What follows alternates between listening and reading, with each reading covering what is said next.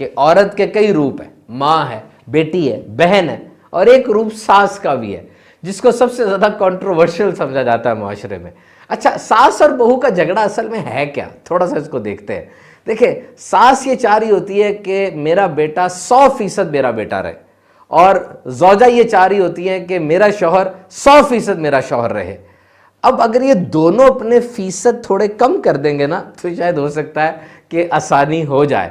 ظاہری بات ہے، اب ماں بوڑھی ہو رہی ہے، اس کی ریکوائرمنٹس اور ہیں، اور بیوی جو ہے وہ اپنی توجہ لینا چاہ رہی ہے، تو تھوڑا سا اس کو دیکھنا چاہیے۔ لیکن آج اگر معاشرے میں ساس کو عزت نہیں دی جا رہی اور ساس بہو کا جھگڑا بہت زیادہ بڑھتا جا رہا ہے، تو آپ سمجھتے نہیں کہ اس میں سوشل میڈیا کا بہت بڑا کردار ہے، میڈیا کا بہت بڑا کردار ہے۔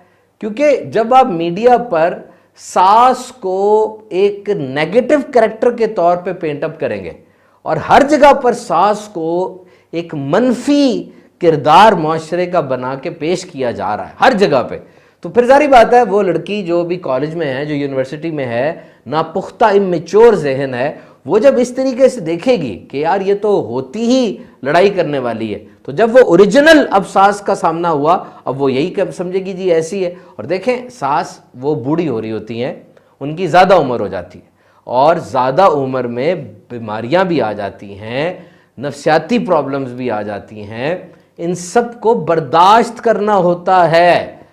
بات 2% ہے، اس کو 2000% بنائے نا، اس طرح گھر میں کبھی سکون نہیں رہے گا، سارے ڈسٹرب ہوں گے۔ وہ آپ کے شوہر کی ماں ہے، اس کے قدموں میں آپ کے شوہر کی جنت ہے، یہ یاد رکھیے گا کہ آپ کی بیوی کی جنت آپ کے قدموں تلے ہے، اور آپ کی جنت آپ کی ماں کے قدموں تلے ہے۔ بس اس چیز میں اگر بیلنس قائم رہ جائے نا تو انشاءاللہ گھر امن کا گہوارہ بن جائے گا، ہر ایک کے حقوق کی پاسداری رہے گی۔